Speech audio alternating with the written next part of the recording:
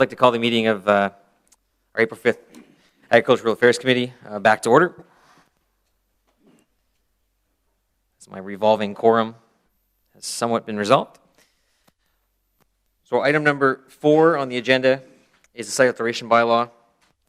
This was approved at Planning Committee at the end of February. And it comes to Agricultural Affairs Committee before it goes to Council. So we're going to start with a presentation from staff, and then we'll go to delegations as well. We also have a motion to introduce based on things that we've heard from the community, from the public over the last weeks and months, and in fact, really 2 years. So thank you. Amy McPherson's here, and Marika Clark. Thank you, Mr. Chair. We have a presentation for you. This is based on a 2-year-long project involving a good number of stakeholders, both in the urban and rural area. So we have a presentation for you today, and we're happy to answer any kind of questions you have.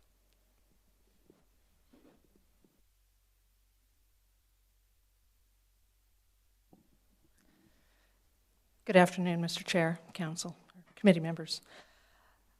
The topic before us at this time is the site alteration bylaw, which, as Marika said, we have been working on for over 2 years. Actually, the background work for this project, in fact, began in the last term of council.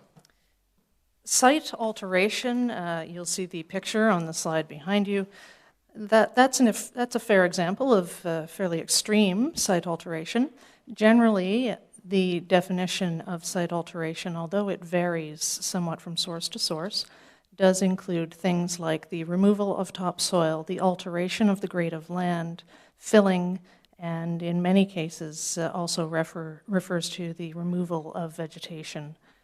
So Ottawa is developing and proposing a bylaw not to prohibit but to regulate such activities. Site alteration is a very necessary activity in many cases, so the city does not wish to prohibit it from occurring. However, there does need to be some regulation of how it is done to avoid negative impacts.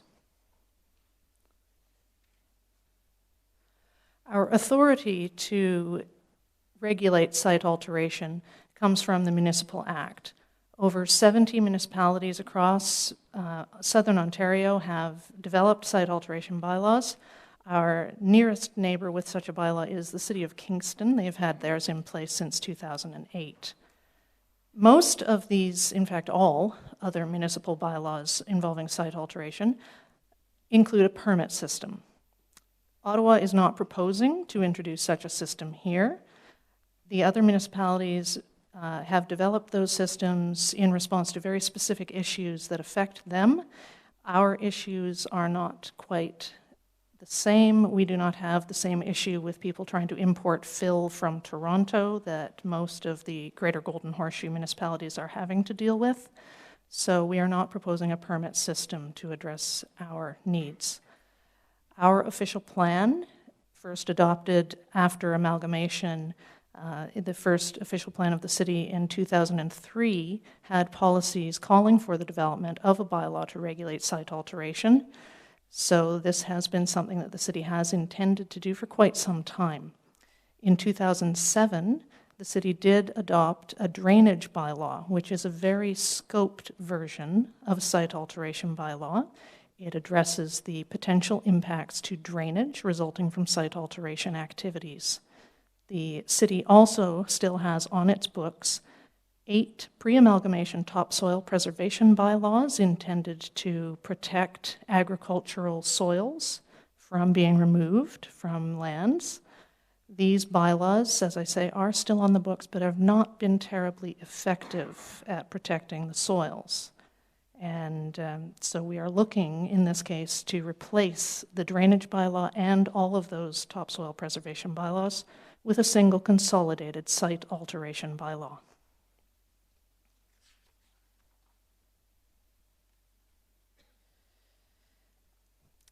So just a brief overview of the project to date. As I say, background work began in the previous term of council, but the active work on this project began in late 2015 when staff began identifying stakeholders and establishing the the guiding principles for this bylaw. So we continued identifying stakeholders and holding preliminary discussions with them through early 2016. We issued a discussion paper to try to engage additional stakeholders and members of the public in the discussion of the concept of a site alteration bylaw and what issues we were trying to address with it here in Ottawa. From that, we developed a first draft of the bylaw in late 2016. That was circulated to our stakeholders for their review in January 2017. We took their comments, discussed those comments with them in many cases, and prepared a revised draft for public consultation in the late summer of 2017. After that, of course, we did receive comments and have reviewed those and made adjustments to the bylaw to produce the final draft that is before you today.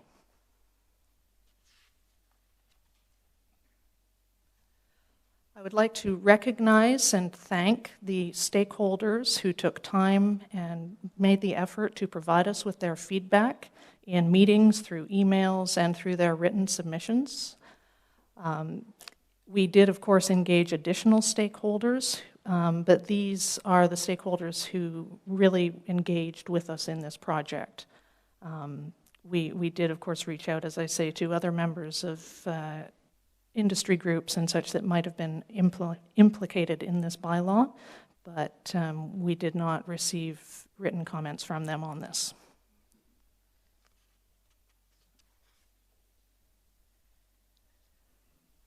The proposed bylaw, as I say, does not have a permit system.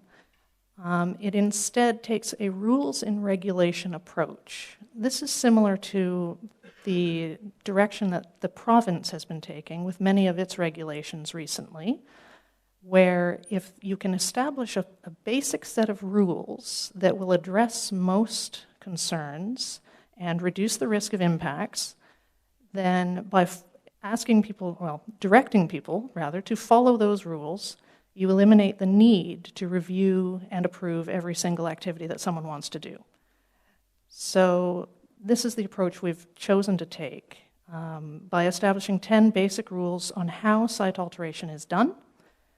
No prior approval from the city is required in most cases. We have identified one case where we do require that the planning department be consulted ahead of time, and that is in the case of site alteration being done in or within 30 meters of one of our identified natural areas. This is consistent with policies in our official plan that require us to review and approve site alteration in and adjacent to those areas.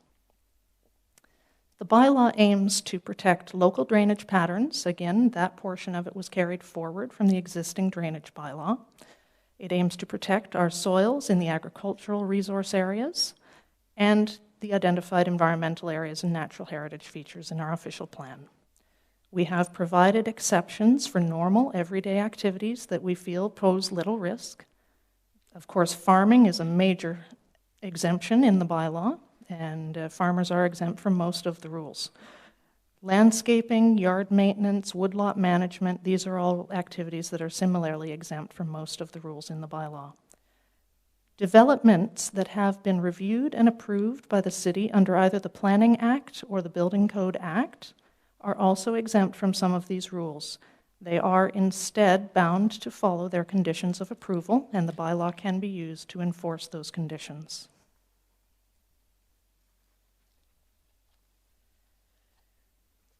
We're just going to have the 10 rules, which are, of course, in the staff report up on the screen for a few moments here. I think everyone will agree that number 1 is extremely basic. Hopefully most people would not need to be told this, but bylaws are often written for those few people who cause the problems for everyone else. We do feel that in most cases, these 10 rules should be simple enough that most residents will have no problem complying with them and would agree that they are quite reasonable.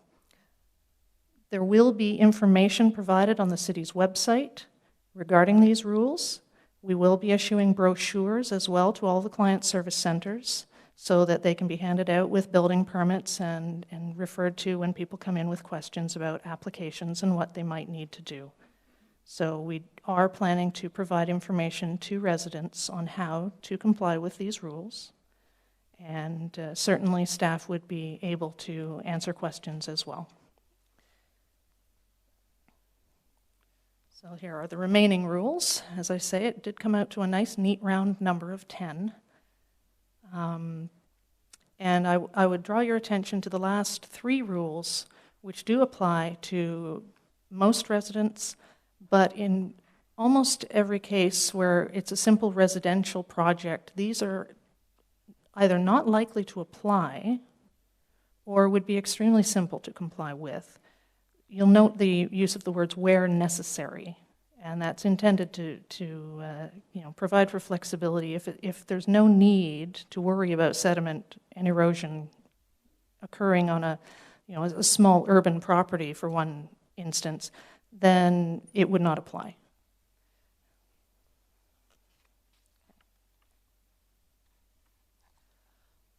All right. I'd like to be clear about what this bylaw does not do. First off, it does not apply in areas that are already regulated by one of our 3 local conservation authorities. So areas of significant wetland that are identified in our official plan, and the adjacent lands around those wetlands, floodplains, and regulated watercourses. The bylaw does not apply to those areas. CA regulations do. So the conservation authorities will continue to review and issue permits as needed to activities happening in those areas. The bylaw also does not apply to several activities that are approved under provincial processes and that would then have gone through review and should be able to be implemented as approved without further issue. The bylaw does not prevent farmers from farming. It does not prevent them from clearing land in agricultural resource areas or general rural areas, which are, of course, areas identified in our official plan as being intended for farming and other rural uses. So where we have identified significant woodlands in such areas on Schedule L, a farmer would still have the ability to clear that land and return it to production without needing to seek the city's approval. It does not prevent residents from cutting trees. This is not a tree cutting bylaw. The city does have such a bylaw in the urban area, but not in the rural area. This bylaw, although it does reference the clearing or stripping of vegetation, does not speak to tree cutting. So the removal of individual trees, pruning, removal of shrubs, not an issue under this bylaw. I'd like to just run through some examples quickly. Different sections of the bylaw apply to some of these land use designations in our official plan in different ways. For example, the natural environment areas and rural natural features that are identified on Schedule A. Unfortunately, I don't have a laser pointer, my apologies. But the greenish blue areas down in the Marlborough Forest, for example, up in the Carp Hills, those are natural environment areas. So the bylaw would then require that anyone who wanted to do site alteration in or adjacent to such an area come and talk to the planning department first and gain our approval for what they propose to do. There may be a requirement for an environmental impact statement to be completed first, as per the policies in our official plan. Exceptions, however, do apply for simple activities such as yard maintenance, woodlot management, farming, all of those sorts of things. The agricultural resource areas, these are the golden brown areas that take up the majority, actually, of Schedule A. This is the section of the city to which the topsoil protection applies. So in those areas, we do not want to see any activities such as topsoil removal or dumping of substandard quality fill on top of good farmland. This land is intended for farming. It is designated as such and zoned in our zoning bylaw. That is its primary purpose. Again, however, if we have reviewed and approved a development that is permitted under the policies of our plan, then that development would be allowed to be implemented, of course, subject to its conditions of approval. The general rural areas are the pale tan color. In those areas, again, farmers have the ability to clear significant woodlands or other natural heritage features designated on Schedule L without prior approval from the city. And in the villages, it's fairly similar to the urban environment in many of our villages, so the similar rules do apply. That's the area where notification of your neighbor may become more important because of the smaller lot sizes. Notification is only required if your site alteration is occurring within 10 meters of your property line. So for most larger rural properties, that may not be an issue.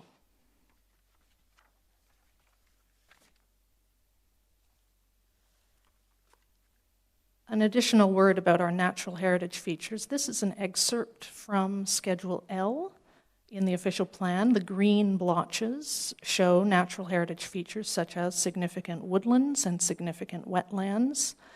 Again, however, the bylaw does not apply to significant wetlands and the adjacent lands around them. So I have overlain this with the Conservation Authority regulation limits in the black hatching, so that you can see that, in fact, large areas of the natural heritage system and the floodplain areas as well are, in fact, not regulated under this bylaw. They will continue to be regulated by the conservation authorities.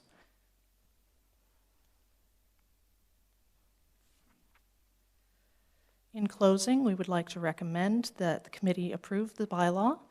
And we would also request that you direct staff to conduct a review of this bylaw after 2 years of implementation so that we can report back to you on its performance and any recommended improvements. We are quite aware through our work with our stakeholders that although we have tried to reach a reasonable compromise between everyone's interests, we are quite aware that we have not managed to resolve everyone's concerns, and that certainly, you're never quite certain how something works until you've had a chance to try it and test it.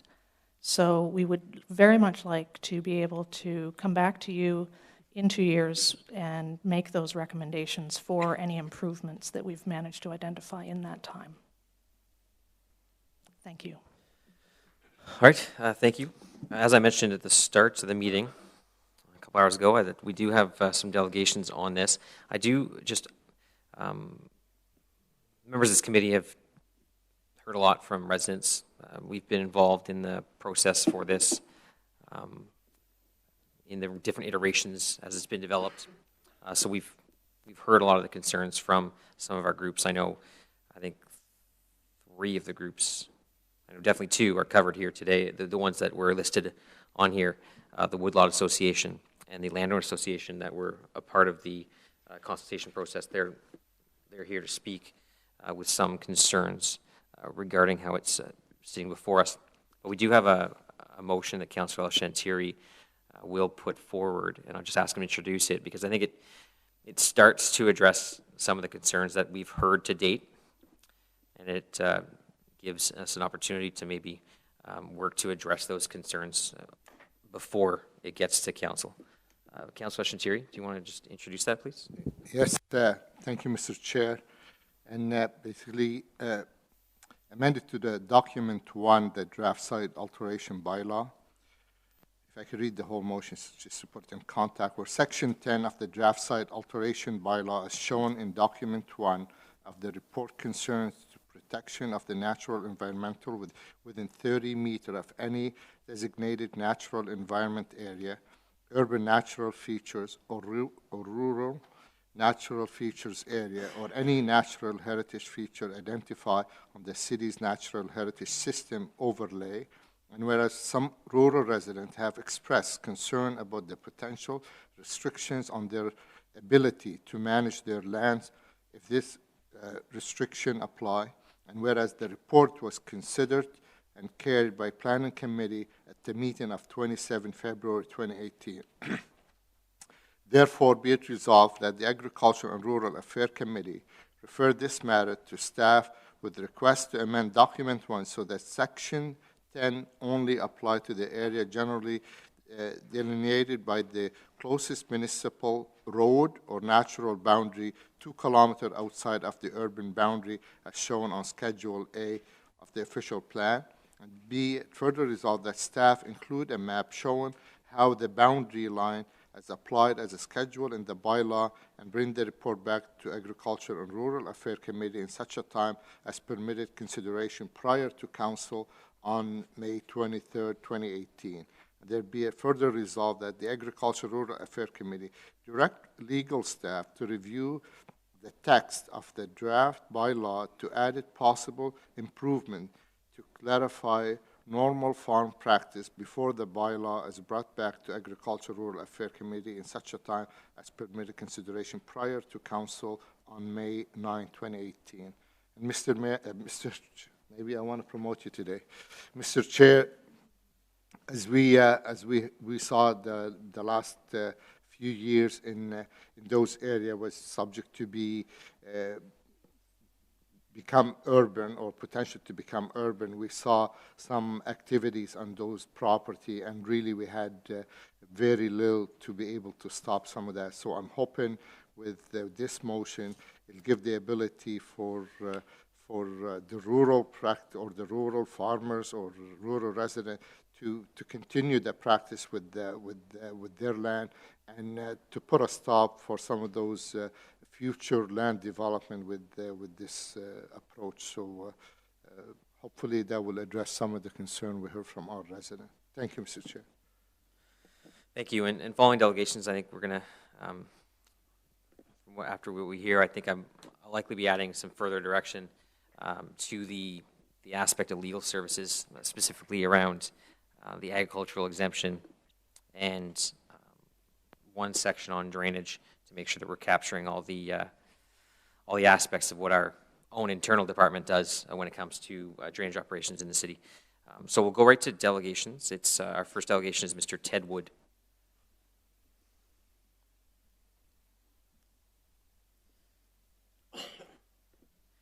I don't imagine Ted's going to be able to address all the things that he submitted already, but he has submitted comments to us in specific documents leading up to today's committee meeting. I don't think he can run through it all, so I just want to make sure that we're aware that we do have that information from him.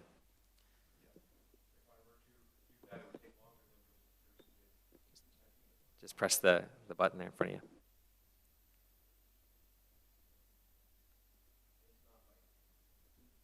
There you go. There we go. All right. Thank you. Thank you.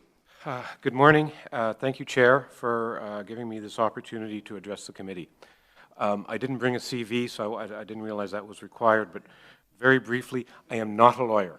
Even though this is a technical presentation, I am a forest engineer by training, but my whole working career has been in the federal government, first at Forestry Canada, and then 25 years at the Office of the Auditor General of Canada.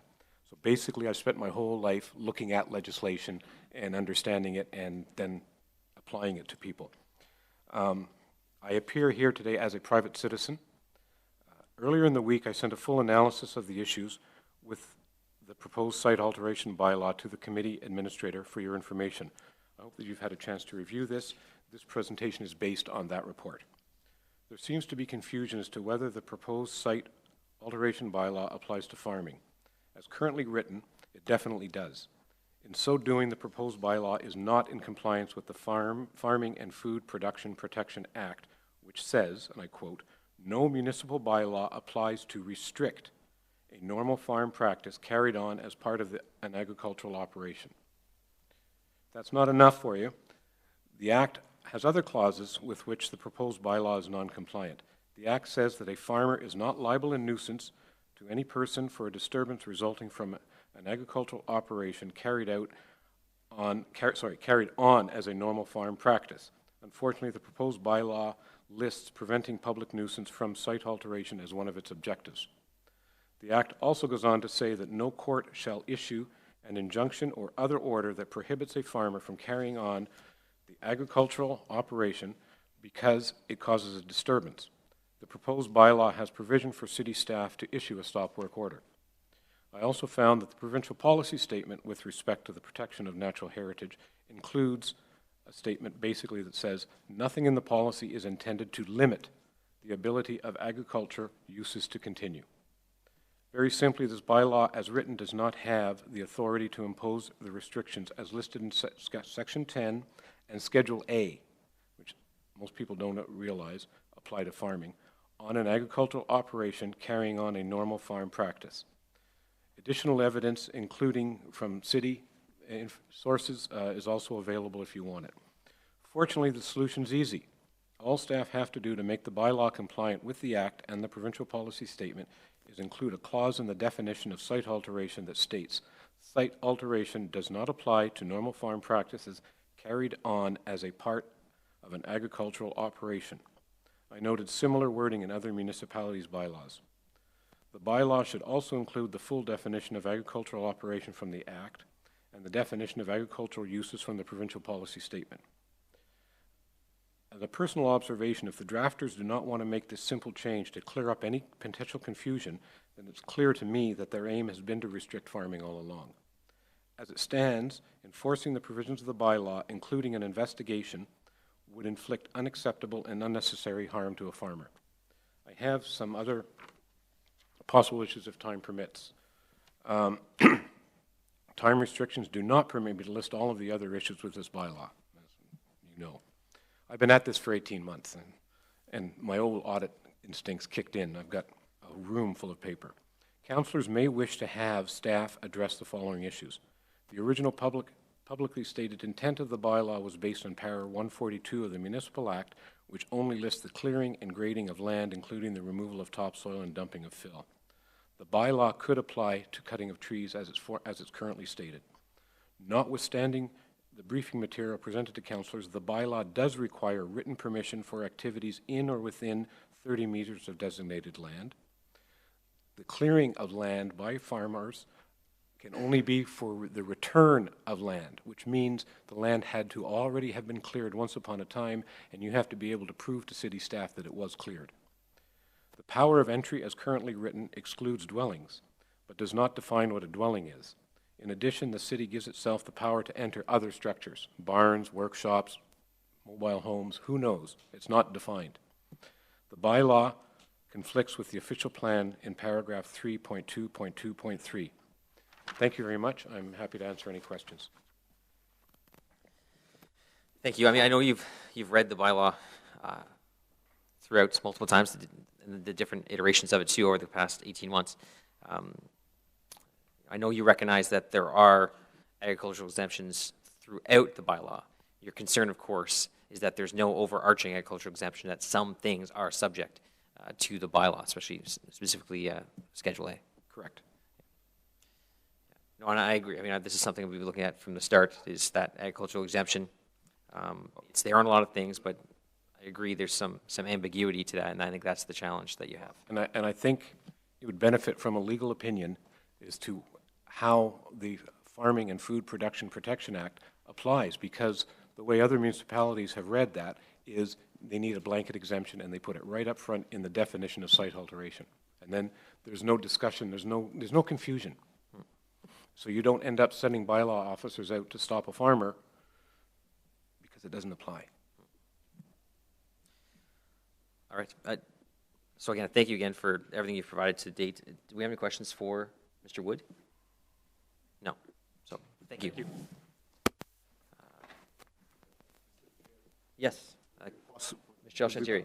Would it be possible after staff to respond to those questions? Yeah, we'll make sure that we get the response on some of these things to staff.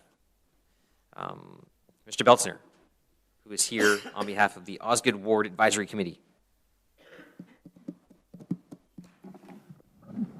First of all, who do you advise? No, go ahead. Thank you, Councillor and Chair. I'm going to start off by looking at what happens when. And so I put together a few scenarios just to go through and test how this bylaw would apply. Scenario one, let's have a look at a 3-acre lot in Rideau Forest. Rideau Forest has the houses that are called, not estate lots, but country lots, and it's in a country lot subdivision. It happens to be in Councillor DeRuza's ward, hence I chose that one. A 3-acre lot with trees, where there's a new owner who just purchased it from an existing owner, and he wants to remove 1.5 acres of cedar trees and landscape with patios, pathways, water ponds, and water features, but no underground pool. In other words, no digging for a pool. So what happens, is my question on this one. Should I just ask the scenarios and then, okay. Scenario 2, a 50-acre woodlot, rural woodlot, where the owners want to develop a system of trails which involve building bridges over creeks, boardwalks through marshy areas, removal of vegetation for trails, and regrading of slopes to reduce the steep walking grades through hills and valleys. What happens? Scenario 3,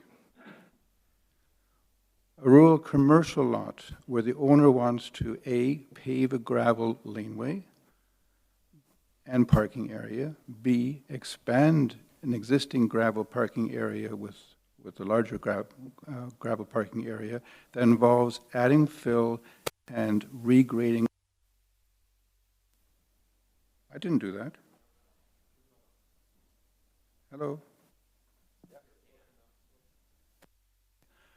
And regrading a very steep slope, something that actually has happened.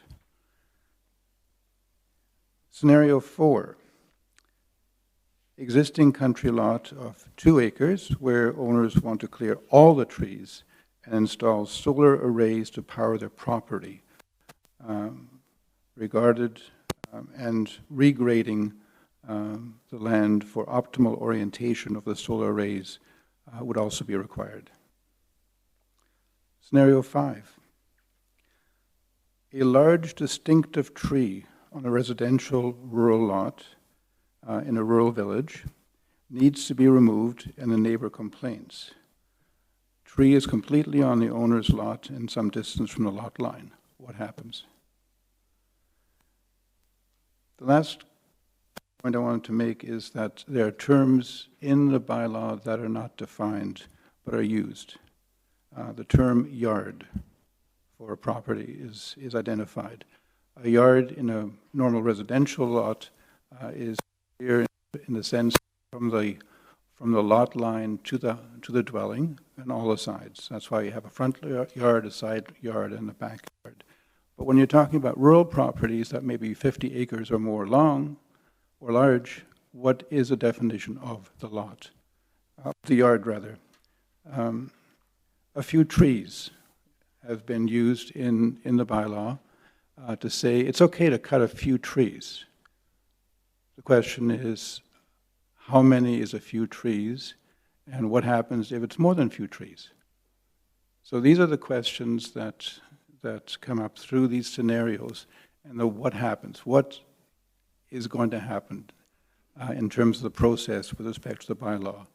What does the landowner have to do? What will the city be doing? All right, thank you. So this isn't, you know the process, like they're not gonna answer it right away. We have to re-ask the questions. Have you submitted this, and I know you have it written down on your thing, unless you're just going off cuff here, but. It's on I can send it to you if you like. It would be good to send it to staff, because I have done similar things to what you did. I've sent Amy random pictures of aerial photos and said, what about this? What about that? Of course, there's always more information needed in any of these situations.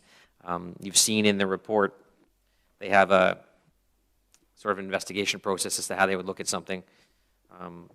So I can't guarantee. I know she took down notes. Amy was taking down notes when you were discussing. I can ask her about it afterwards, but I don't know if she'll be able to address everything 100%, but I will bring that up after we get through the delegations. Yeah.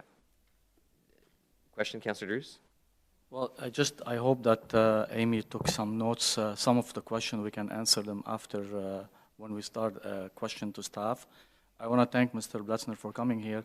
Just clarification, yeah, he advised on Osgood Ward Advisory Committee that represent 42 farmer people, community association president. Just clarification to you, because I understand maybe probably you don't have one like this in Rideau Colburn, but we do have one in Osgood Ward. Thank you, Mr. Blatzner. Thank you. Sheesh, some of you just can't take a joke, eh? Oh.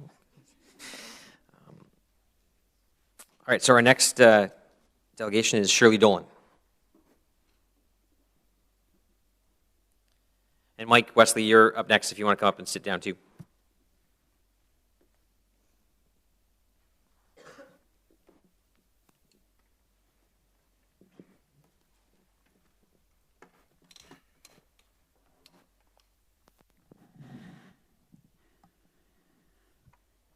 Thanks, Mr. Chair and councillors.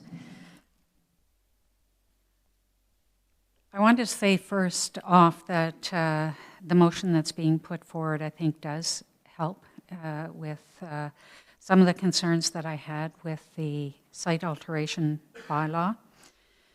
I'd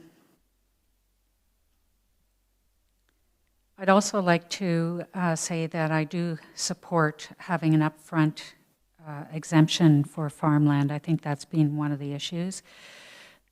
I've read through the report and the site alteration bylaw, and the Carleton Landowners Association has worked with Amy and with staff when we were going through this, so we appreciate that opportunity.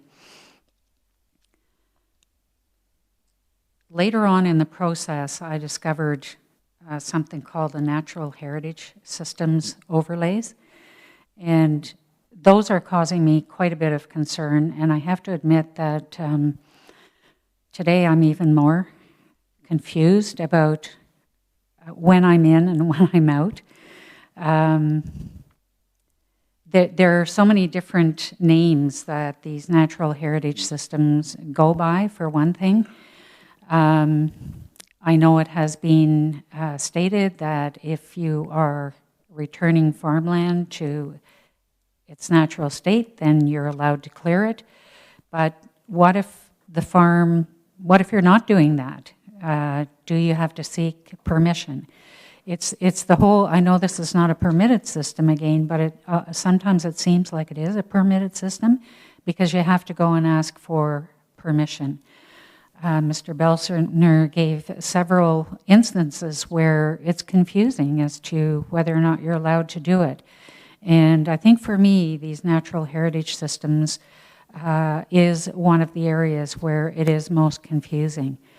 I'm not sure, as of today, sitting here, whether or not on my farm, if I were to go and clear an area and I didn't return that immediately to farmland, whether or not I'd be allowed to do that.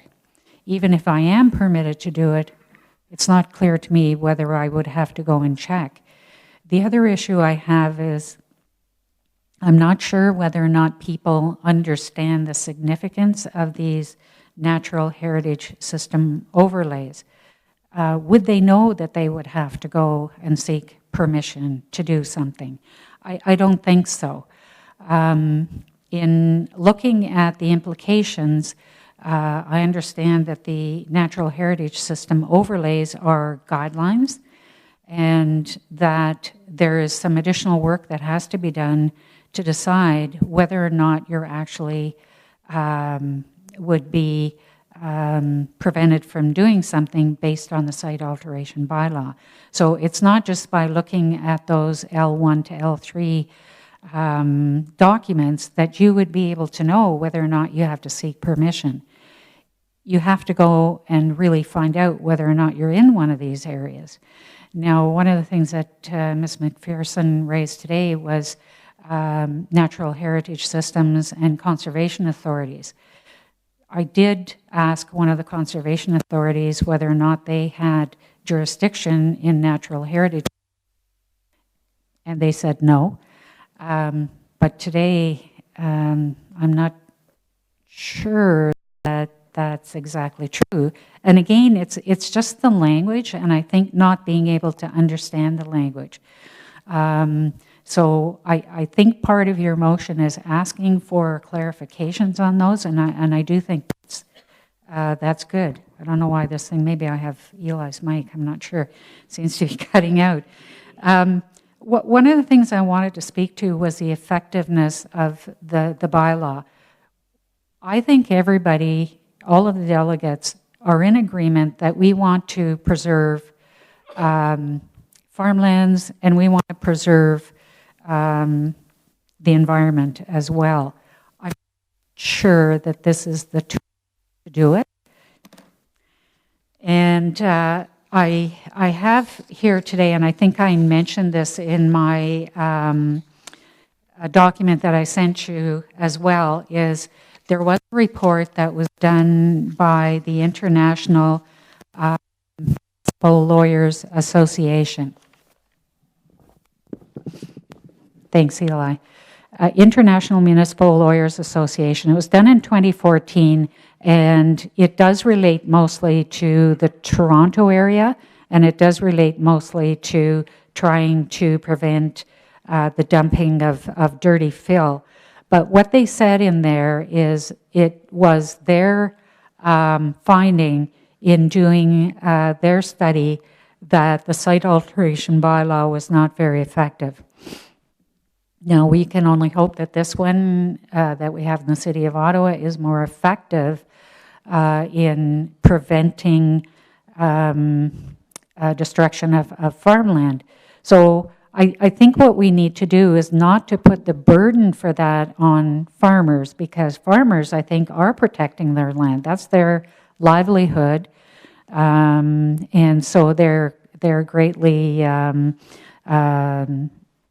you know, they do want to do that. So we need to put the burden where we think the problem is, and that's not to say that we shouldn't have developers developing land. People need a place to live. So I'm just saying that we need to think about this a little bit more. Just one more thing, if I may. I think I'm... You are over time. That ding had nothing to do with it. Oh, that's... Oh, okay, good. But I will ask you to wrap up. Okay, just speaking about knowing whether or not the site alteration bylaw is or will be effective, I know that staff is being directed to keep some performance measures. Can we know what those performance measures are, and can we have input to those performance measures? Because they may be different depending on what it is you're looking for. That's my presentation. Thank you very much. All right, thank you. Questions for the delegation? Thank you very much for coming. Mr. Mike Wesley. Shirley's kind of taken the wind out of my sails, but I will allude to a little bit of what I got to say. I and my wife, we've had our property 48 years, a 10-acre rural estate lot, Fluellen and Conley Road, very disturbed area right now. Site alteration, I'm against it because other problems have not been cured yet, and that's the drainage problem in our area. All kinds of water from the north. Highway 7 changes over the years. Tomlinson's dewatering permit, Lafarge, Bell, Dibley, and soon to be Taggart Construction they're all dumping water down our way. But it's been given nowhere to go. Except for, in 1987, I had the Hobbs Municipal Drain extension created just to get rid of water accumulating in my particular area. 2005, a diversion from Flowing Creek to the unopened road lounge, which dumps water down into the Hobbs Municipal Drain, was created because of a wetland designation. And the wetland designation is being put there because the water can't get away. It's being provided no outlet for Flowing Creek. And it's documented in the City of Ottawa's engineer's report. And I think all this stuff has got to get cured before this site alteration bylaw is allowed to go through. Like, we got to get the drains fixed. That's going to alter the water situation in our area. I had an extensive call from a lady last summer and piles of emails from her, and had a meeting with her at Tim Hortons in Stittsville. Finally found out she's part of the people that are trying to have created water retention areas in our area. They used to do it above the Trans-Canada Trail, but now they've moved down to our area because the water can't get away. So I'm asking you not to approve this until we get the problems in the area resolved. Thank you. All right, thank you. I will say that the site alteration bylaw and the drainage concerns aren't entirely related. But they are, Mr. Chair, because people have to, I have to raise my property to keep city water off. I understand that. But people don't understand. They got to come out and see it. The irony, and I'm not speaking again, the irony is that the diversion that was created in 2005 might have been able to be prevented if a site alteration bylaw existed. I'm not speaking in support of anything, I'm just saying there is some irony in that. If there was actually something, because that's one of your biggest problems, is that a neighbor of yours altered their lands that impacted you, and there's nothing that we could have done to have prevented that, right? Oh, yeah.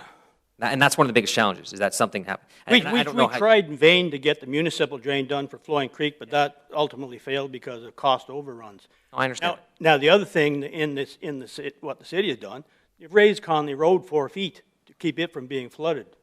So there's lots of evidence of our problem there. But like, we're willing to work with the city. We don't got nothing against you. We want to work with you. We want to help you. We got all the evidence. 48 years of it, I think I know a little bit about what I'm talking about. Thanks a lot. All right, thanks, Mike. Oh, sorry, a question or a comment from... I just have a comment. I appreciate your concern and you're talking to the committee, but if you staff, they've been working very hard, and what the chair really addressed to you, we really have to, not voting for this and not passing when working with the staff about the alteration site plan, that's what brought you where you are now. If we had site alteration before, and when you had issue with the drainage and when your neighbor or whatever who's around you start digging and directing the water towards you, now we at least have some bylaw we can be able to help you. And basically that's what the whole exercise we're doing right now. So, and plus on top of that, the site alteration is a little bit more, we have so many layers and we have 8 bylaw of drainage since amalgamation, and we're trying to make sure we have one consistent bylaw that everybody can understood and no one is confused. Yes, sir. That's what I've been trying to do for all these years. And that's what this whole exercise and that report is for. Thank you. Thank you. It's a good example, though, because it shows, like, just that one specific one with the drainage issue, is that it shows the bylaw, it walks a fine line between being overreaching and being helpful. And that's the difficulty we have with some ambiguity. Our next speaker is Colin Heard.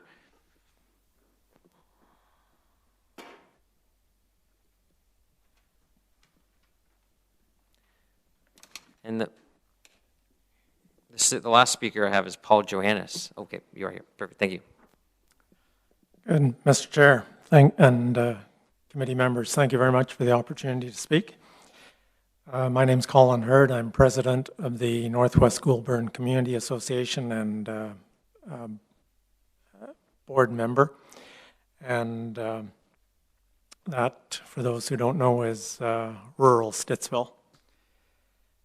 We submitted a letter to the city on the 20th of September 2017 outlining our opposition to a number of the items in the bylaw, and to even recommend consideration be given to rejecting the proposed bylaw in its entirety based on the existing laws and official plan, zoning, regulations, and various other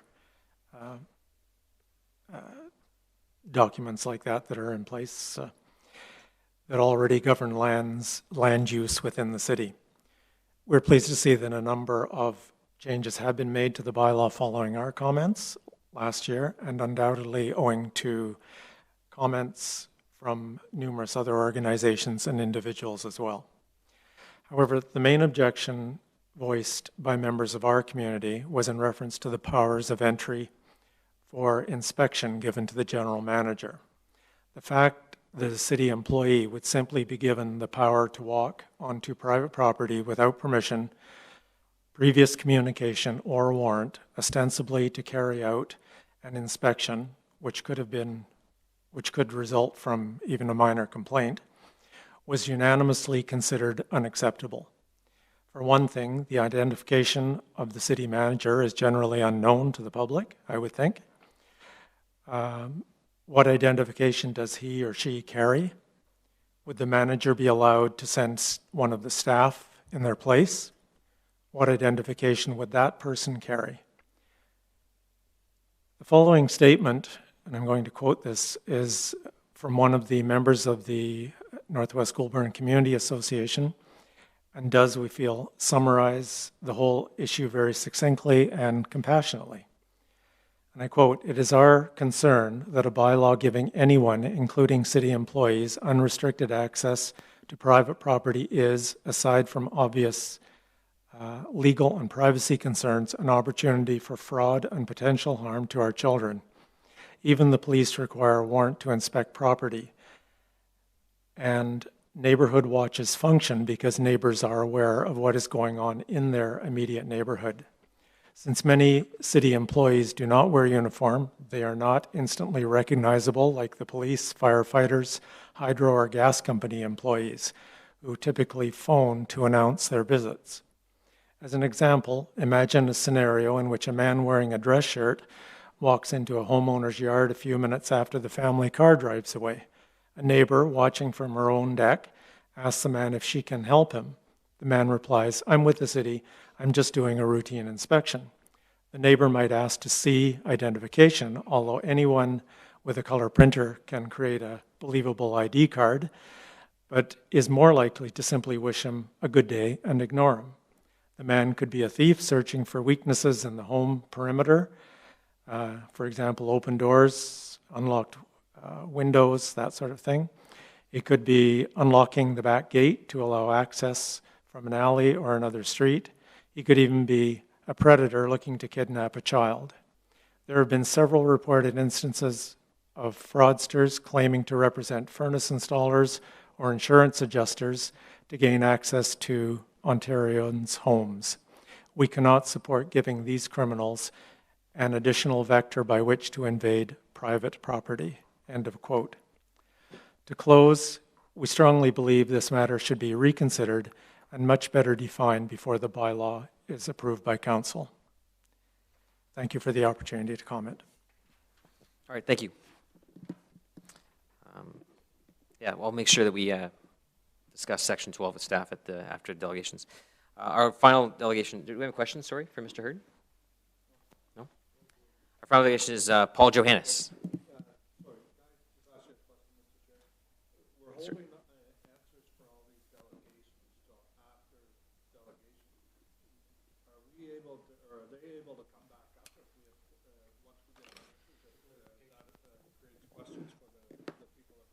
Right, so I've been on council for 7 years. I don't think we're doing this any different than we've ever done anything else before. If there are questions generated from the delegations, as always, councilors have the opportunity to ask staff those questions. Yeah. There's never been a situation on any committee I've ever been at where residents ask staff direct questions and then have an exchange. Sorry, to be more clear, what I'm asking about is because we're now accumulating quite a few questions here that are coming out of these presentations. When staff answer those questions after delegation, my question is, once I hear that answer from staff, there's a potential I may want to, for example, ask Ms. Dolan a follow-up question to her presentation. Is there going to be that opportunity? I suppose if you want to, I mean, it's if you want to, I don't see any issue why I couldn't recall the delegation if that's something you wanted to do. Thank you. I liken your presence here to me commenting on downtown bike lanes because you're with the Green Space Alliance. That's right. And it's non-comfy confines sometimes for certain people. And yesterday I happened to comment on the Ware Avenue bike lane, and God forbid, because I happen to live in rural Ottawa, how dare I comment on something not in rural Ottawa. But I welcome your presence here. I know you've been involved with the adoption, with the development of this bylaw as well, and I appreciate you taking the time to come here. Not a problem. I even know people here. I know Shirley. I'm here representing the Green Space Alliance, so it's a nonprofit advocacy organization involved in the protection and preservation of green space. And the site bylaw, we're happy to see that the city is adopting a site bylaw, a site alteration bylaw. We're happy to see that it covers both rural and urban parts of Ottawa. We're happy to see that it includes vegetation removal of a certain type as a site alteration. So those are all positives for us. We're puzzled as to why the city will not adopt a permitting system for this. We understand there might be a cost consideration, but it seems to be a much cleaner, upfront kind of way to deal with. Once it's clarified exactly what are site alterations, I tend to agree with the definitional things that people have brought forward. But we would support a permit system rather than a complaint system. As I said, we think it'd be a cleaner, probably more effective way of doing this.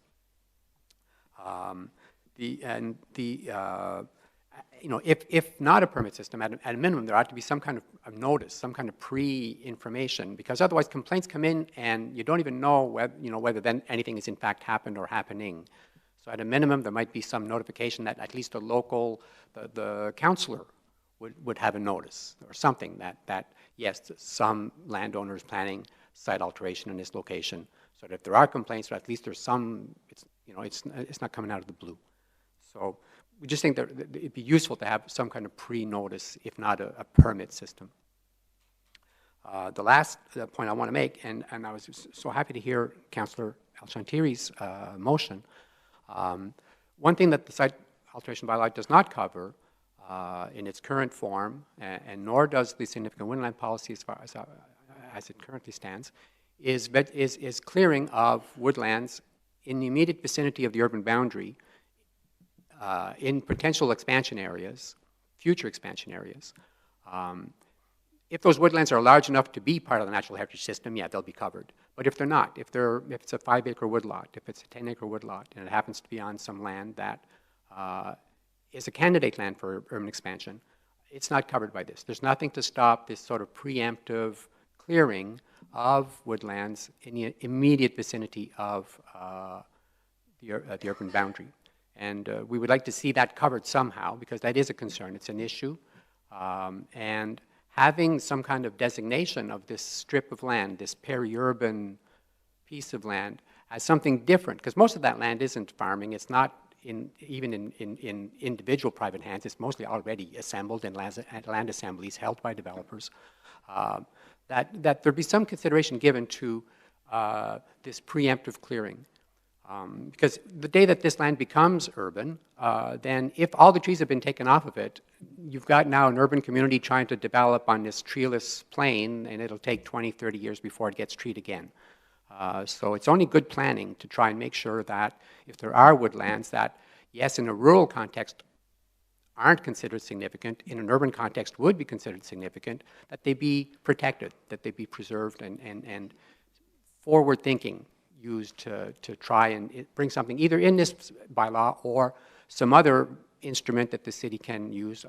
The tree protection bylaw is maybe another venue, but that issue has to be addressed somewhere.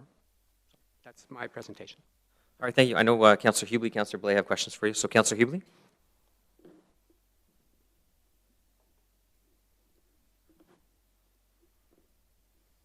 Working?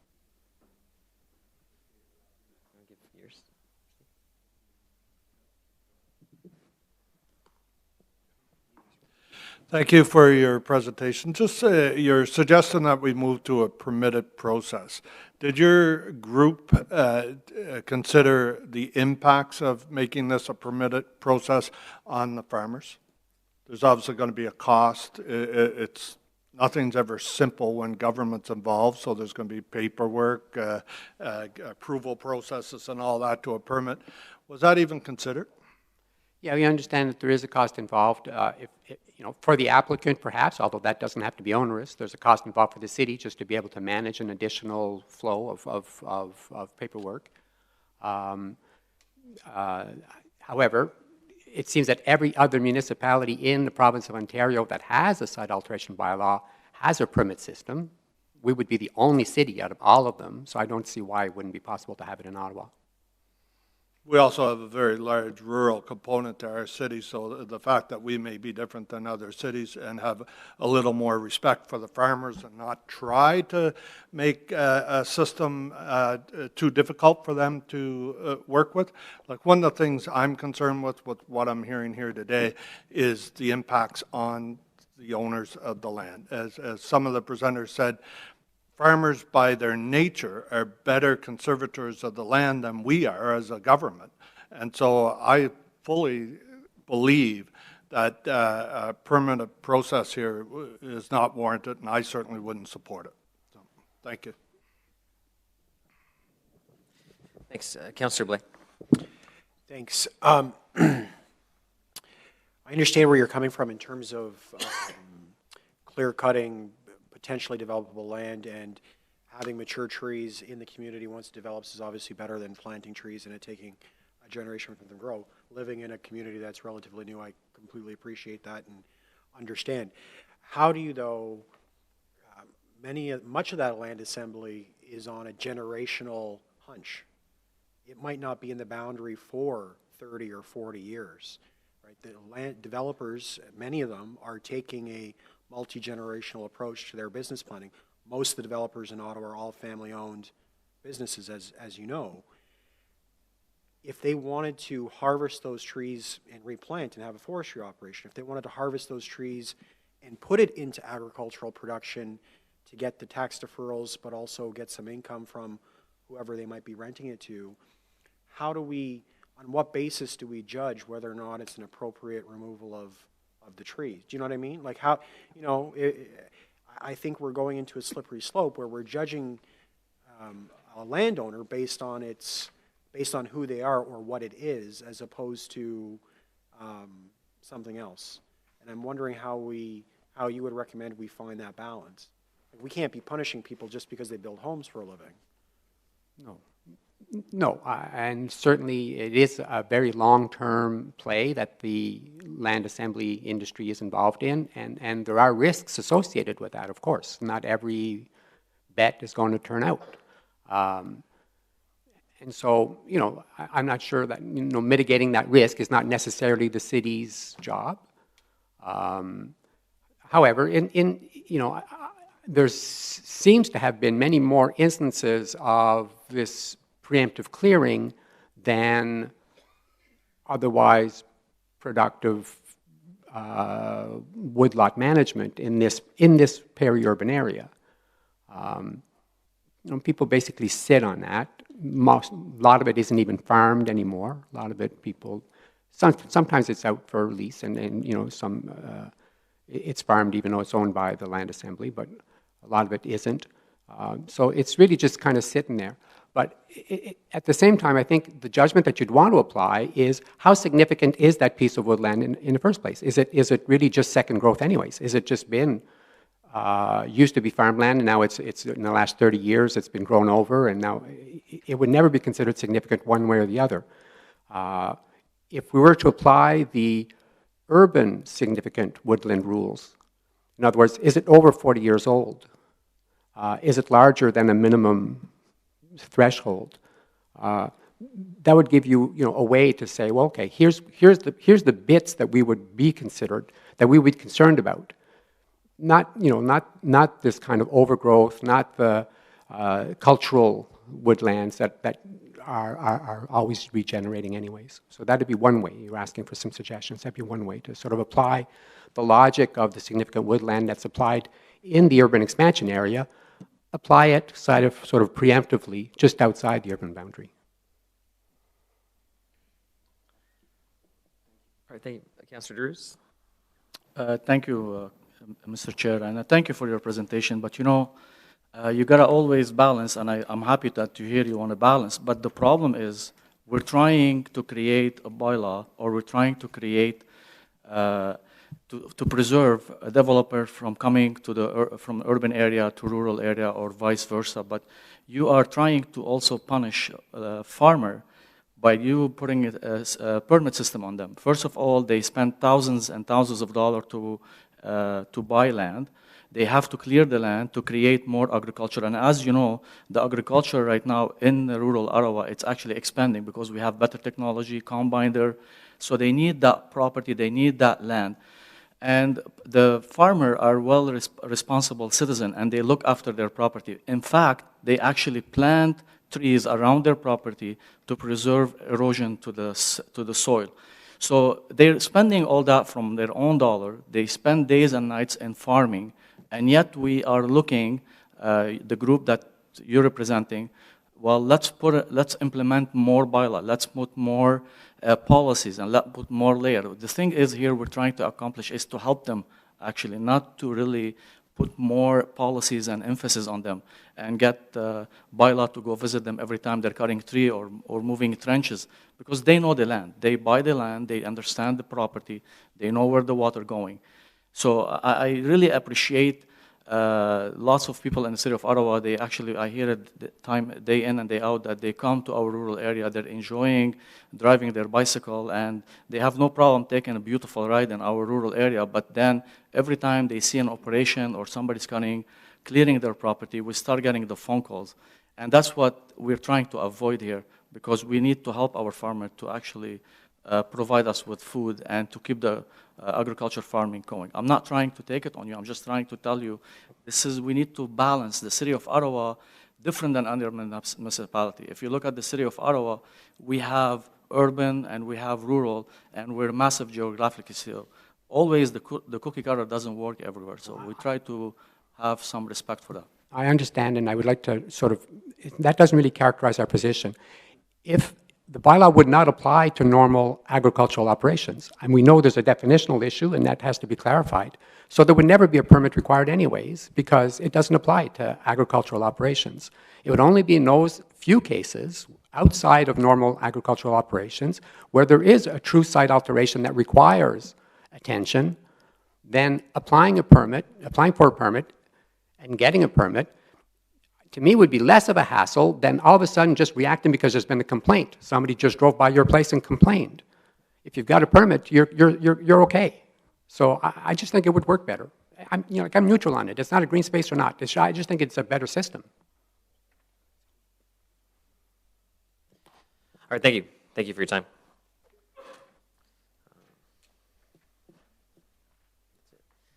I think on the notion of, just before we get to questions, I think on the notion of permits, I honestly, whether it's permits or whether it's complaint driven, I think both are not ideal. I think there'd be a desire if there was something in between on both sides. Having a system that's complaint driven is difficult because you're pretty much asking neighbors to snitch on neighbors. Having a system that's permit driven can be onerous and overreaching, and just be creating more hassle than is required for certain people that might be doing nothing wrong. So it's difficult in that regard. I understand that.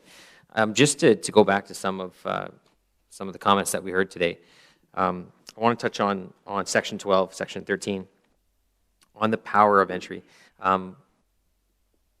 Where does the language of those sections come from?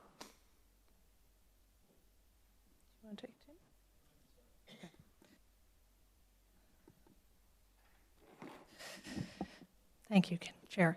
The language in those sections is drawn directly from the Municipal Act, with other city bylaws as an example as well. The powers of entry are established under the Municipal Act, and they are common to any bylaw where we have the need to go out and inspect to see whether an issue is in fact present when we get a complaint. So property standards bylaw has the same sort of provisions. Many city bylaws do. We did refine the final draft to explicitly exclude dwellings, which is the term used in the Municipal Act. But, I mean, the power of entry is always limited to exclude dwellings in any case under that act, whether or not we have that language in our bylaw. We put it in because we felt it would help make things clearer for residents who were concerned over those powers. But bylaw services certainly exercises those powers. Other city staff have the authority to conduct inspections under various bylaws already in place in the city today. And Mr. Chair, if I can continue from there, the Municipal Act does provide conditions on the exercise of the powers. And so, pardon me, the person has to provide notice that they're going to exercise the power. They have to have identification. As Ms. McPherson said, they cannot go into a dwelling. And so there are provisions in Section 435 of the Municipal Act that govern the city's exercise of the power of entry. Can we ensure that that clarity from the Municipal Act is inserted into this bylaw? Mr. Chair, I would want to speak to the bylaw drafters across who do this regularly, because I would want to be certain that as Ms. McPherson has suggested, we are consistent with what our practice is. But I will pursue that, Mr. Chair. All right.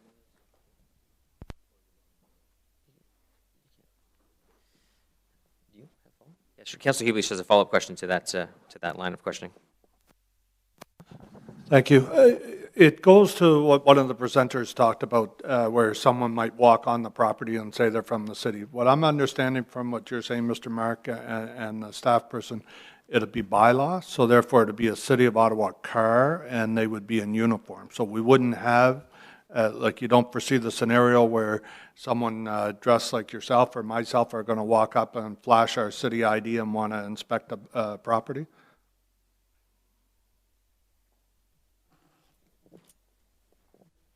I wish to distinguish practice from statutory requirement. The practice of the City of Ottawa would be is that it would be somebody, it would be one of the bylaw staff, and they have their uniform and they have the City of Ottawa card with a logo. That is our practice. As a matter of law, all that is required is that the person would have identification showing that that person was from the City of Ottawa. Thank you, Mr. Mark. All right, thank you. And just before I get to any of the comments from Mr. Belzer's comments, I know you were taking notes on that. Could you quickly run through some of those scenarios? I know, like I said, I've asked you scenarios in the past, and they aren't often cut and dry, right? Just if you could just kind of browse through that and give us your thoughts on those scenarios.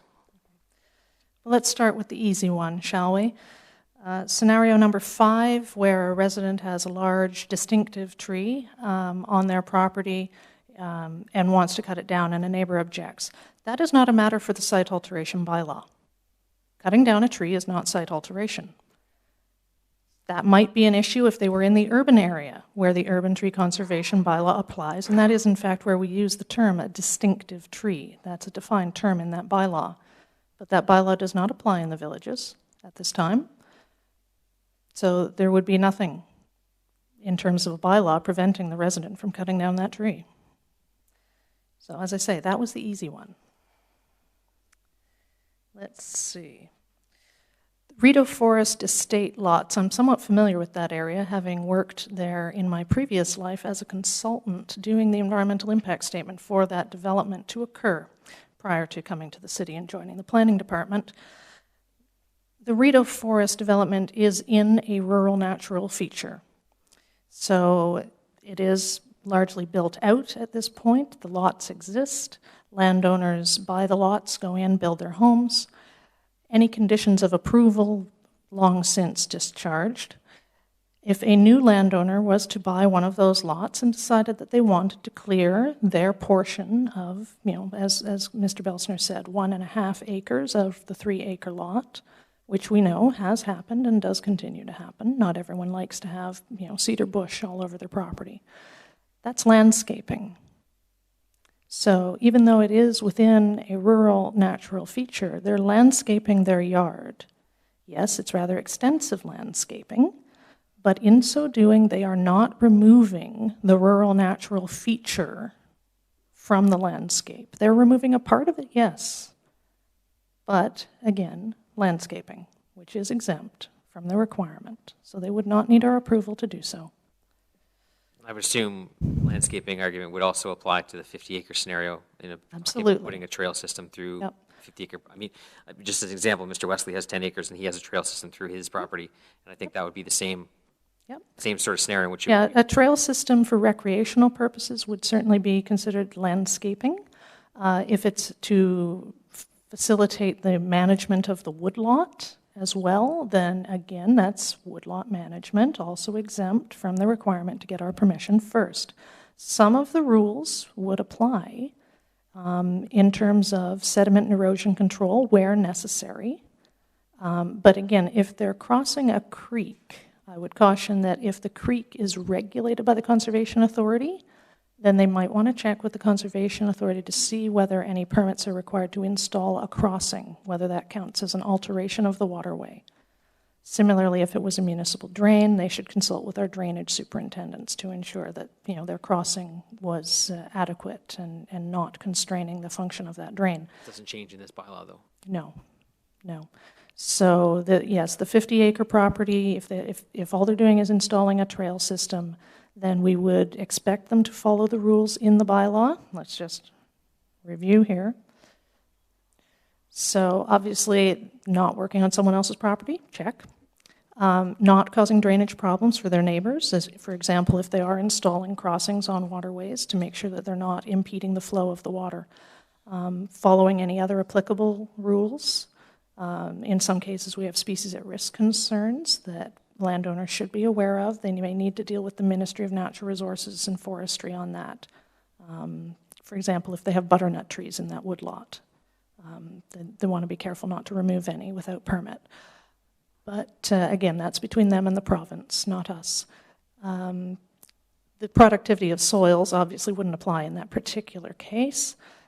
As we've said, this is landscaping. They wouldn't require our approval. If they're working within 10 meters of their property boundary, well, I doubt it. But if they are, notify the adjacent neighbor. City planner rule doesn't apply because this is not a development situation. So only the final 3 rules would then apply: control sediment and erosion where necessary. So again, when you're working near water, try to make sure that you're not causing any sedimentation or erosion into the watercourses. Fence off or otherwise limit your work area where necessary. Again, I would expect that if the landowner is working on their own property and they want to install a trail system to enjoy their woodlot, that they would limit any damage that they might do in the process of building that trail. And use clean fill. So if they do need to import any fill to make minor grading changes or whatever, to please make sure that it's not, contaminated or full of trash or that sort of thing. Very basic, and I mean, certainly it's been mentioned many times today that farmers in particular are well known for stewardship of their land. It's part of their livelihood. And the rules that would apply to farmers under this bylaw include those last 3 rules.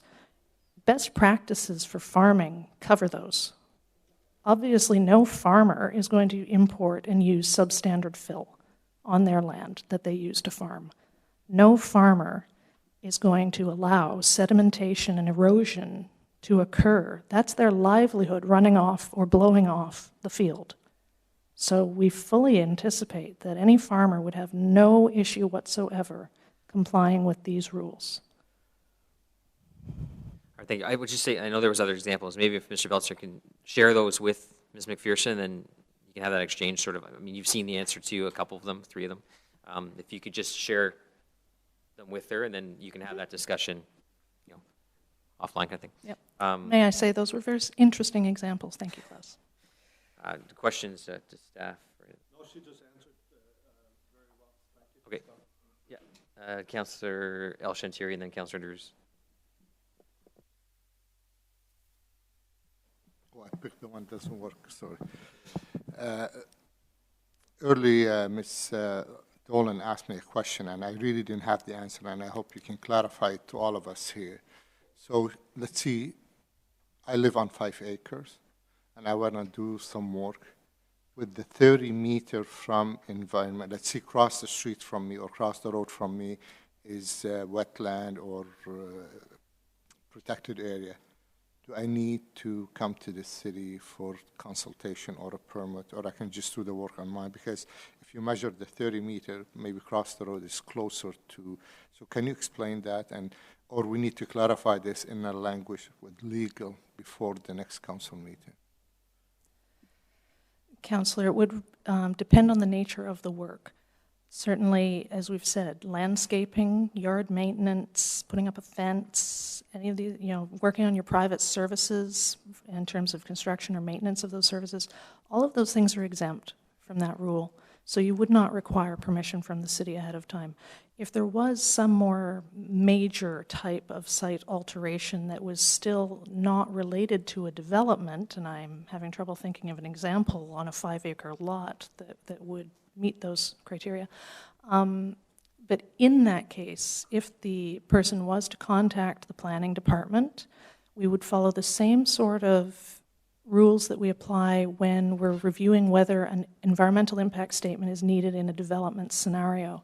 And quite often in cases where the development is on the other side of a road from the feature, or there are other mitigating circumstances that would dictate, just on a first blush look at it, that whatever you were planning to do would not have an impact, the environmental planner doing that review has the ability to say, you don't need an environmental assessment, you don't need an environmental impact statement, rather, and that, based on what you've told me you want to do and my understanding of the situation, you're good to go.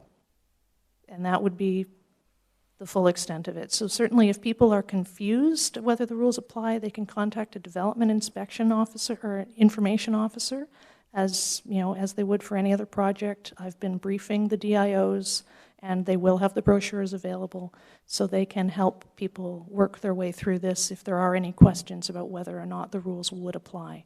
But certainly for most activities on a small lot like you're describing on the other side of the road, I would expect we would be sending them on their way to carry on what they wanted to do with very little delay. We probably need to clarify that, though, in a language, just to make the text is clear for understanding. Mm-hmm. Okay. Thank you, Mr. Chair. Thank you, Amy. Thank you. Councillor DeRusse. Thank you, Mr. Chair. And I want to first thank you, Amy, and I know that your extensive work, you've been great going out to the community and talking to our residents. But I want to start where Councillor Moffat finished. And some of those examples that Klaus gave you, any of them, you see any issue or will trigger site alteration bylaw? Councillor, to the extent that any site alteration would be expected to be compliant with the rules, then it would be triggered. But as I say, there are certainly in Klaus's examples, there were several where it's very few of these rules would apply. The basic 6 basically would be, don't work on someone else's property without their permission. Exactly. Don't cause drainage problems. Common sense. All that sort of thing. So certainly, for example, his parking lot example. Now, I would have to check with my planning department colleagues as to whether there might be a site plan requirement in that particular case. I know sometimes parking lots do trigger those. Yes. So if there was a site plan requirement, then they would be expected to go through that process, and then any conditions of approval of the site plan would be what they were bound by. And, some of these other rules would then fall off the table for them in that case. So in most cases, though, it's the very, very basic rules of common sense, really, would apply to anyone doing site alteration work on their property. And we would hope, certainly, that people would not find it difficult to follow these rules. As I say, it's intended to be a very practical, common sense approach. It's just that, unfortunately, not everyone does have common sense in every situation these days. Thank you. But number 5 on your 10 recommendation, it says the city has has to get city approval by work. So What do you mean? Can you clarify? Can you be a little bit more precise? What required? Me going to the meeting with the planner, meeting with the city official at the client service desk, making a phone call? What do you mean by that? Any of those examples you just mentioned would serve certainly to get the discussion started. There may be some cases where we do need to require an environmental impact statement to be done in cases where, something substantial is planned that might cause an impact to one of our identified natural areas in the official plan. However, in many cases, as we find in the planning process, minor sorts of activities can be reviewed and approved by the environmental planner quite quickly, and a written, email, something like that, could be issued that would say that based on what you've submitted to us, you have our approval to proceed. And again, that's certainly one of the rules that does fall off the table if they've gone through the planning process with an actual development application or a building permit application. So if they're willing to wait until they get their approval from us under those processes before beginning the work, then that satisfies that rule. But the work on the farming, they don't require that. No, certainly not for farmers. No, I'm aware of many circumstances where farmers are, clearing what we would consider to be significant woodlands because of, rising commodity prices have made the land much more productive and made it worth their while to start farming them again. And so, while some folks may regret the loss of the woodlots, the city has recognized in its official plan the primacy of farming in agricultural resource areas, and certainly in general rural areas, farming is also a definitely desired use. So we have, been consistent with council's direction in that and provided that exemption to farmers for those areas. With respect to the term returning it to production,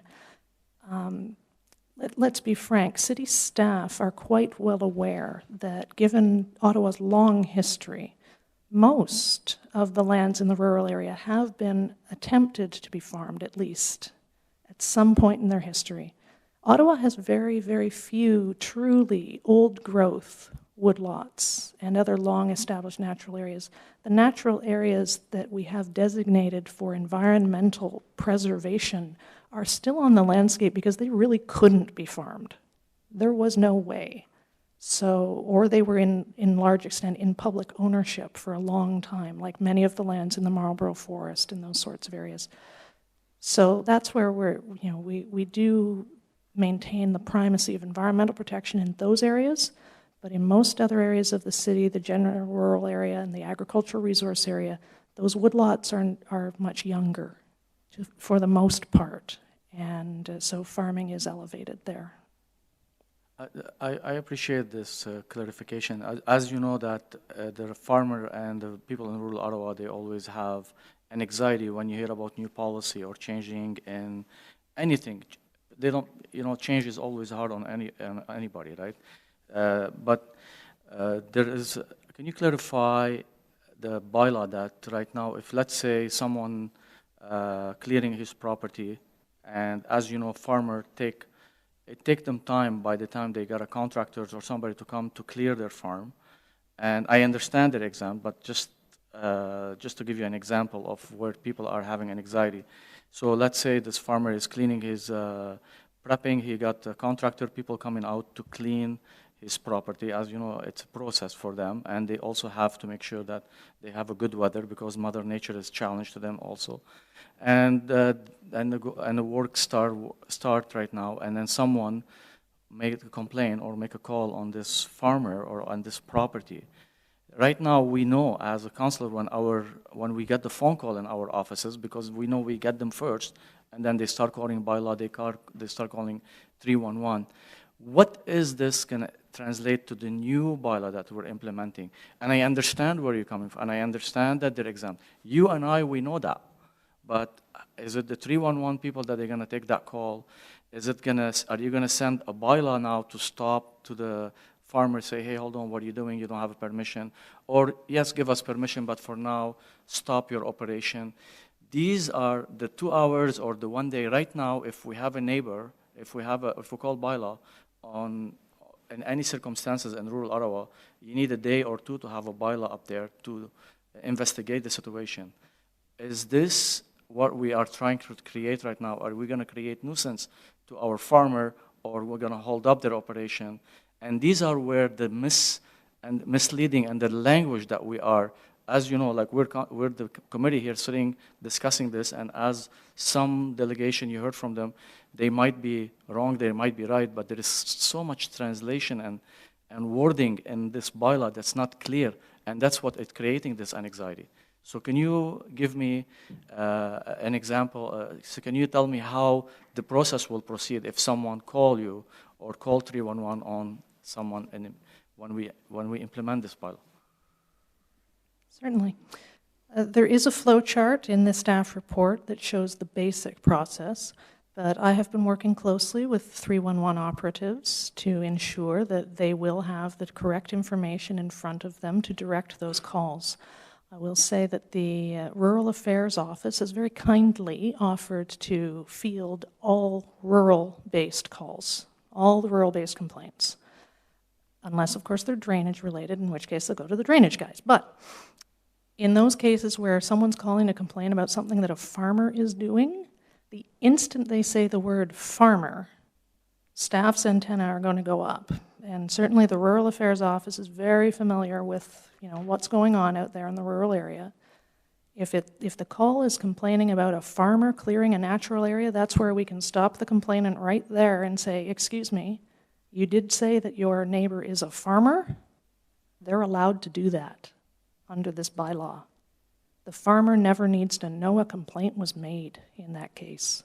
So let's say the call is not, they didn't specify and say a farmer. Somebody driving by saw a tractor and somebody cleaning trees, and they throw their hands up and trigger a flag, and they call 311. Yep. And they didn't tell you. It's, as you know, that there is always 3 stories to the story. There is yours, mine, and the truth. Mm-hmm. So this is the cases I'm talking about. Yep. And that's where I want to really know and to... Yep. And in those cases where it's not clear, that's when we might get to the point. I mean, you can do a lot from aerial photography these days, too. The city has excellent aerial photography. So again, if we're looking at the site, we'd obviously need an address. That's standard. You have to have an address to work from. So once we've got the address, we look it up. And we take a look and we say, well, gee, look, that's, that land is in the agricultural resource area. And from the aerial photography, I can tell it's a farm. So we have a farmer clearing a woodlot on his farm. That's not requiring our approval. That's not a problem under the bylaw. We would tell the complainant that. Again, the farmer doesn't need to be inconvenienced at all because we can work from the available information we have. If it ever did come that we couldn't be sure, maybe someone goes out and takes a quick drive past and sees what's going on. They don't have to stop and go on the property. They can go and say, okay, yep, no, the aerial photography wasn't quite clear, but I can tell now from standing here on the side of the road, that's a farm. And that will be transparent to our farmer. Like they won't be disturbed, they won't be... The information that we're going to have on the website clearly spells out that farmers are allowed to farm and that normal farm practices include a wide variety of activities, some of which, yes, other people may find objectionable, but that's not an offense under this bylaw. And we did actually revise the definition of normal farm practice in consultation with the Ontario Federation of Agriculture to add the reference to the Nutrient Management Act and activities undertaken in compliance with that act. Because, of course, many of the manure handling and other things managed under that act are potential sources of complaints, and we did want to make it very clear that those activities are normal farm practice. Thank you. I have, are we putting extra, anytime you implement a bylaw and anytime you implement a new, do we have resources in the city or on the bylaw? Have we have this discussion with the bylaw to be able to see if they're going to be able to enforce that bylaw that we are implementing? And are they well trained in a rural setting? Are they well trained to know what is, every area has a different dynamic? We have had conversations with Bylaw Services, of course. As with any new program, as you're aware, it is a question of asking staff to do more without giving them more. We are implementing this bylaw using existing resources. The expertise required does not always reside within Bylaw Services. That is why the flowchart directs calls to areas with expertise. It will not always be a bylaw officer that is, called upon to go out to the site. Although certainly it may be possible that where needed, bylaw would be asked to accompany expert staff on their inspections.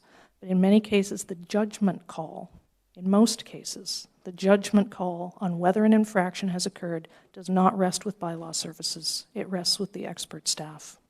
Will we be able to have, maybe, Mr. Chair, I'm not sure how, but can we be able to have a comment from the bylaw themselves and what this is going to impact and what resources they're going to clear and take off? Because all the time when you're implementing something without giving them something, it's going to take resources from somewhere. As we know right now, we already stretch in bylaws. We implement so many bylaws, we can't even force it. I'm not sure really how we're going to implement this massive site alteration bylaw without any funding or whether it's going to impact the bylaw services. Yeah, unfortunately, there's no one here from Bylaw Services to respond to that, but I mean, I know we can probably get connection with Mr. Chapman and get a response to members of committee as to how they would see their role in implementing this bylaw and their ability to do so. Certainly, just to clarify, we have worked with Bylaw Services throughout the development of this bylaw, and I'm well aware that they are indeed concerned if they were going to be asked to implement this fully on their own, they wouldn't be able to do it. Absolutely not. Which is why we had to come up with the distributed system of enforcement that is before you in the staff report. So we have had these discussions with them, and as with every other group, they are always, of course, concerned with being asked to do more with what they have. Yeah. But that's why, again, we're not going to be relying on them to enforce this in its entirety. The drainage calls, as I said, will continue to go to the same staff who are currently implementing those provisions under the drainage bylaw. For example, development-related complaints will go through the planning department as they do now. So we're trying to rely on existing systems as much as we can to distribute the load on this.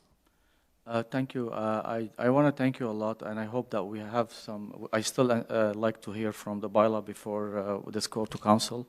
I just want to say it's been a long process. I know we've been consulting with too many stakeholders. There was lots of questions, lots of clarification, and I would say if we didn't have this motion, I personally wouldn't support this report. I want to thank Mr. Willis and yourself and your team and my councilor colleague on understanding the situation and understanding the sensitivity of the language in the bylaw. Moving the surrounding boundary to 2 kilometers, which is one concession, I'm really satisfied with. It is an anxiety in our community and for our resident, and also the language of the bylaw will come back to this committee, so we'll be able to review and making sure there is no confusion. You see, for you to be successful to implement this, it's also important the education piece of it. And because we're the first frontliner, people come to us, people come to our offices. We direct lots of questions that we don't bug staff sometimes because of the expertise that our staff we have in our offices. We don't want to, as a city councilor, get bombarded by calls, by email, by extra steps that we have to do that it doesn't exist. And I hope you appreciate us looking at this very, I know we put it under the microscope, I know we have a different language and we call it a different name, but it's not to attack what we're trying to do. It's just important, the clarification and education piece to our resident and to our community, because believe it or not, we have a massive, the city of Ottawa is dynamic, as you know, it's a massive geographically, and we have challenges. Yes, we have a drainage challenge. We have lots of, you mentioned it, that's so many people that have no common sense, and that's what it creates us to do those governance and do do those bylaw. So I personally appreciate all the work you've done. Our community appreciate it. And I know that it's always when you have a new bylaw and a new language, it's the education piece, it's the most important, and it is the hardest, believe it or not, to be able to go out to the community and be able to talk to them about it. So thank you. I want to thank my colleagues, and I want to thank the chair. Scott has been taking lots of questions and lots of heat from us on this file, but he really balanced the report and work with us very closely to making sure we have successful site alteration bylaw. And just want to thank you very much, and thank you, Mr. Willis, also for your close working on that, with us on that file. Thank you. Let's have some questions. Just on the Mr. Wood, when he was presenting, Mr. Mark was discussing the Farming and Food Protection Act and how this bylaw may not align with that, with provincial policy and how it's written. I mean, I think that's a part of the motion here, the direction of staff, to legal staff to review the text of the bylaw to ensure that we're covering off the agricultural aspect adequately. I think we'd go a step further. I do believe that this bylaw needs an agricultural exemption, and I know it's in there. I know everything I hear everything you say. I have no problem with it. I know how I interpret it today as well. I'm not concerned with how I interpret it today. I'm not concerned with how you interpret it today. I'm concerned with who's here next, who's here in 20 years, who's interpreting this bylaw later on. What do they see it as? And without that full agriculture exemption, I'm worried about what this could become later. But certainly, if the Farming and Food Protection Act suggests that this should say something that it doesn't, I think we need that. So just, I know you got up here, so Steve Willis happens to be the general manager in question. He's the Section 12 guy. Your mic's not on. You just got to press it. Or steal hers. Mr. Chair, I think one of the deputants made a really good suggestion that other municipalities have language right up front in the bylaws that we don't have to reinvent the wheel to absolutely address this issue. And with Mr. Mark's team's help, we'll find that. We'll put something like this in because we've said all along this does not apply to farming, and I see no reason why we can't take that suggestion and do as people have recommended to us. Perfect. Thank you. So yeah, so the person that you're going to see on your yard walking around and stuff, that's the guy right there. He is.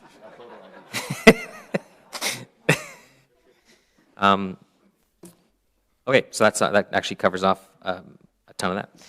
One of the other things, too, this is just another direction to staff. Let me just bring up the proper section here. Just bear with me.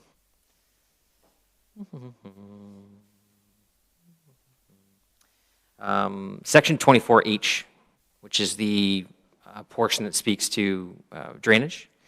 So it currently says site alteration is undertaken as an incidental. This is an exemption, so general exemptions. Site alteration is undertaken as an incidental part of construction of drainage works under the Drainage Act as amended or the Tile Drainage Act as amended. I was wondering if I was hoping we could add maintenance and repair to the wording there. The reality is that under the Drainage Act, there's a lot more than just construction that has to be taken, it takes place. In fact, construction of a drain happens virtually once. Maintenance and repair is what happens all the time.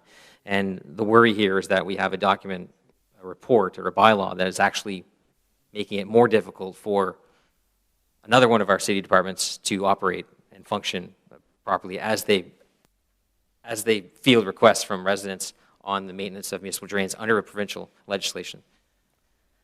Councillor, we did in fact look into this with legal. The bylaw does not apply to the city's own activities. There are some who regret that, but legally it does not apply to any activities undertaken by the city.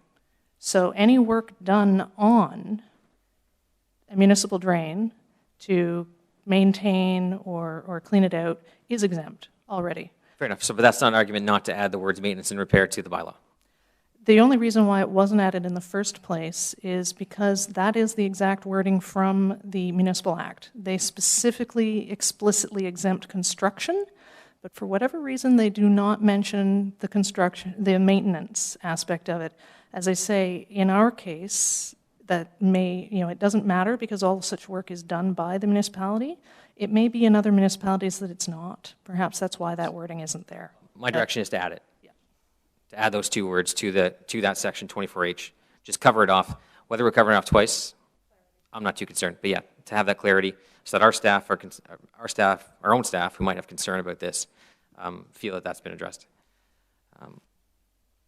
Okay, so through this motion, the intent of the motion will hopefully bring this back to the intent of what the bylaw was in the first place, which was to talk about concerns around lands surrounding the urban boundary.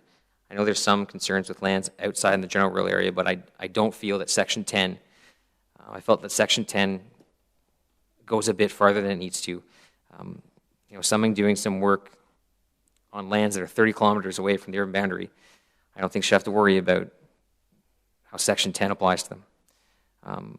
So I think the motion that's before us, Councillor Interior's motion, allows staff to go and look at how Section 10 can be revised to make it more distinct to a certain area.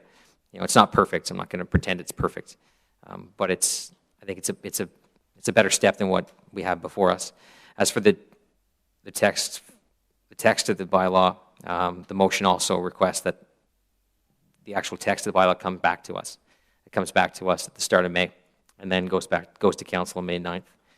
I think that's important for us to have a second look at this as to how it, Mr. Willis committed to making those changes on the agricultural exemption. We need to see that. I think we want to see that at this committee before it goes back to council. It doesn't impact the urban side.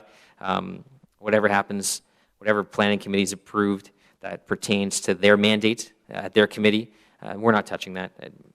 Just as planning committee wouldn't touch our mandate. That's the whole point of why this comes to both committees. So I feel this motion allows us to do that, and I look forward to continue to work on this in the next month as this comes back to us, and hopefully we get the clarity that's needed to some of these portions, some of the portions of the bylaw. So again, so on the any other questions? No.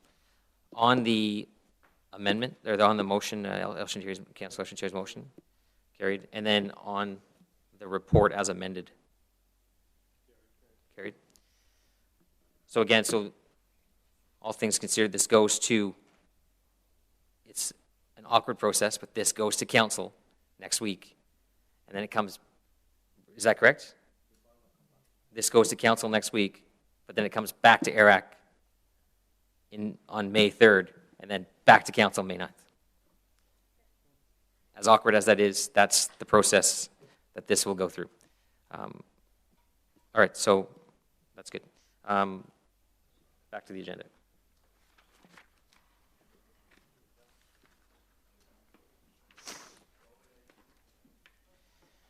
So we had, there was actually going to be, so in-camera items, there's no in-camera items here, because we never have any. Information previously distributed. On our agenda, we have this breakfast on the farm. This is a neat little initiative where it's the food and farm, no one's here. It's an event that's taking place at a farm in North Core in September, and our Rural Affairs Office has been working with an outside group to put this on. Hopefully, the group that was putting it on wasn't able to come here today. I'm hoping that they can come here at a later meeting and sort of just highlight exactly what this is. They're working with a local farmer in North Core, Dwight Foster, on this thing. So the city's actually supporting it through the Rural Affairs Office. So it's just a note here to talk about what exactly that is. Open mic session, there is no one registered. Inquiries, none. Other business, none. Adjournment. Great. Our next meeting is Thursday, May 3rd.